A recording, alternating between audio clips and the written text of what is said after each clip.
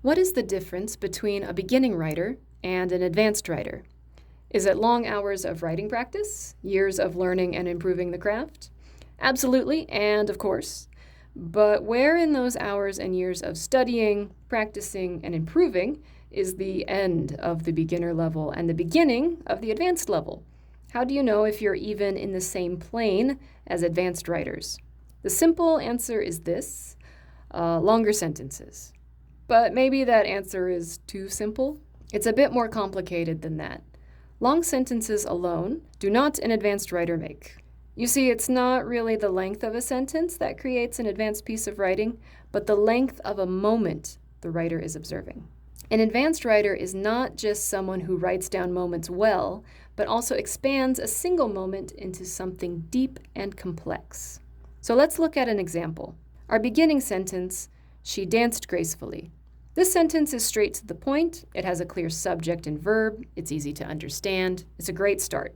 If I wanted to improve it, I could take it up one level by subtracting the adverb and using stronger adjectives. Our new sentence, "She twirled with the wind."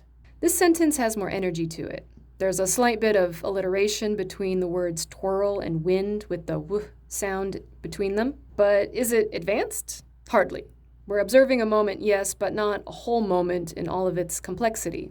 So to truly make advanced writing, we should expand the moment, which means expanding the sentence.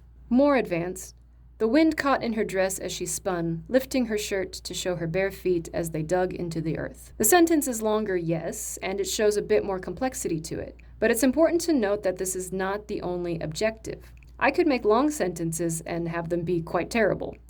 "She twirled with the wind, digging up dirt as she spun, with the sun hitting her dress in a way that covered her in a warm glow." You may not hate this sentence, but doesn't it feel clunky and exhausting next to the previous sentence? Why is that?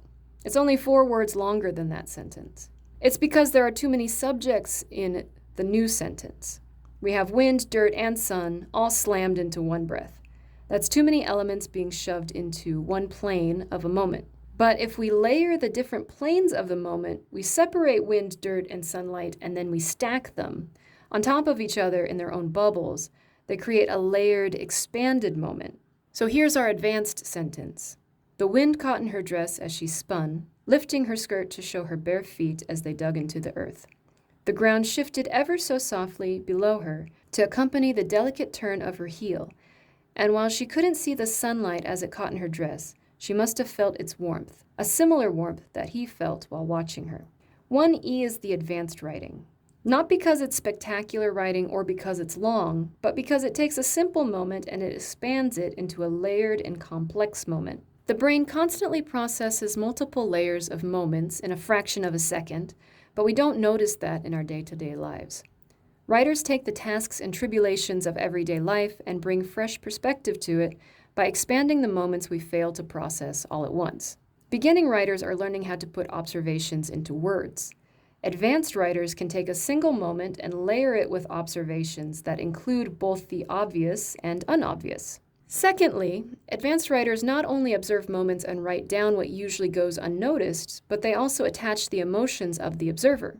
This is an advanced writing technique because the writer is not attaching his own emotion to the writing, unless he is the observer. He's attaching the emotions of the character. In the case of sentence 1E, it's not that I, Deidre DeWitt, see this woman dancing and am processing the moment.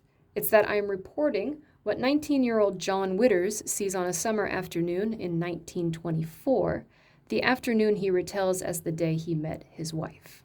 A beginning author is learning how to attach emotion to an observation. An advanced author attaches the observer's emotion to an observation, not tainting the moment with their own personal emotions. Does this mean that advanced writers are detached emotionally from their pieces? Quite the opposite. Emotions bubble up in every writer as they write, as characters are simple extensions of themselves in some way or another. But advanced writers can observe their own emotions alongside their characters' emotions and will sort them out properly for the piece. So, in summary, an advanced writer layers a single moment of time with multiple observations, while simultaneously attaching the observer's emotions to those layers. An advanced writer can take the complex nature of existence and break it down into something simple but flavorful. It's not enough to write long sentences or even gorgeous sentences, but to write layered sentences.